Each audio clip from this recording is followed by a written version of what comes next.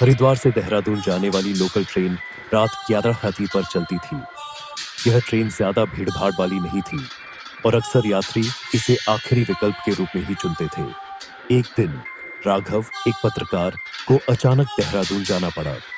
समय कम था और मजबूरी में उसने इसी ट्रेन में चढ़ने का फैसला किया। ट्रेन लगभग खाली थी। कुछ बुजुर्ग, एक अधेड़ जो नींद में झूल रहा था और एक युवती जो कोने में बैठी किसी किताब में डूबी थी।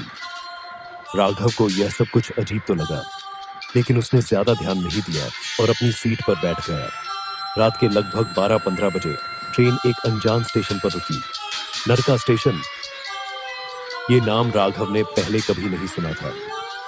अजीब बात यह थी कि न तो कोई चढ़ा न उतरा और न ही ट्रेन में किसी ने स्टेशन को लेकर कोई प्रतिक्रिया दी। राघव ने मोबाइल में नेटवर्क देखने की कोशिश की। No signal. स्टेशन पर पीली रोशनी में कुछ धुंधली आकृतियां दिखाई दी जो इंसानों जैसी थी, लेकिन उनकी चाल सामान्य नहीं थी। वे लहराते हुए चल रही थी, जैसे जमीन पर नहीं, हवा में चल रही हो। अचानक एक बूढ़ी औरत, जिसका चेहरा आधा जला हुआ था, खिड़की के बाहर आकर राघव को घूरने लगी। राघव चौंका और चीख पड़ा, लेकिन बाकी यात्री बिल्कुल शांत बैठे थे, जैसे उन्होंने कुछ देखा ही नहीं। क्या आप लोगों ने वो औरत देखी? राघव ने बगल में बैठे आदमी से पूछा। उस आदमी ने सिर घुमाया। उसकी आंखें पूरी तरह काली थी, बिना पुतलियों के। तुम्हें अब दिखेगी सच्चाई, वो फुसफुसाया। राघव घबराकर खड़ा हुआ और डिब्बे से बाहर भागने लगा। उसने पीछे मुड़कर देखा। सारे यात्री अपनी सीटों पर बैठे थे, लेकिन अब उनके चेहरे गले सड़े और विकृत हो चुके थे। युवती की आंखों से खून बह रहा था और वह मुस्कुरा रही थी। वह दूसरे डिब्बे में पहुंचा, लेकिन वहां का दृश्य और भी भयावह था। दीवारों पर खून से नरक में स्वागत है लिखा था। एक कोने में एक आदमी उल्टा लटका हुआ था। उसकी आंखें बाहर निकली हुई और जीभ कटी हुई थी। ट्रेन अब भी चल रही थी, लेकिन बाहर अंधेरा इतना गहरा था कि कुछ दिख ही नहीं रहा था। ना पेड़, ना रास्ता, बस काली गहराइयां।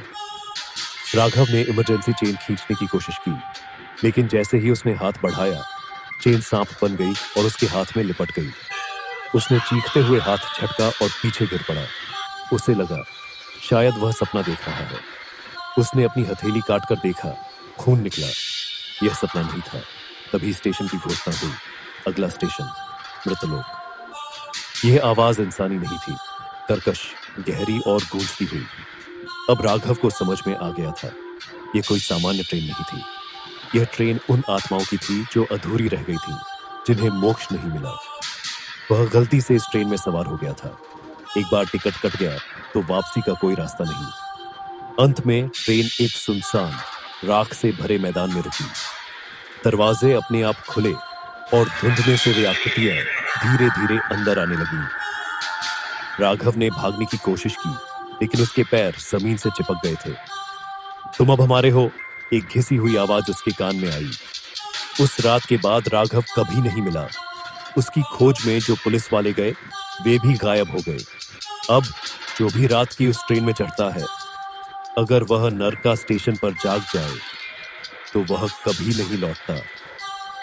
और हां, अगली बार जब आप ट्रेन में हो और एक अनजान स्टेशन पर गाड़ी रुके, तो खिड़की से बाहर मत देखना। शायद कोई तुम्हें देख रहा हो।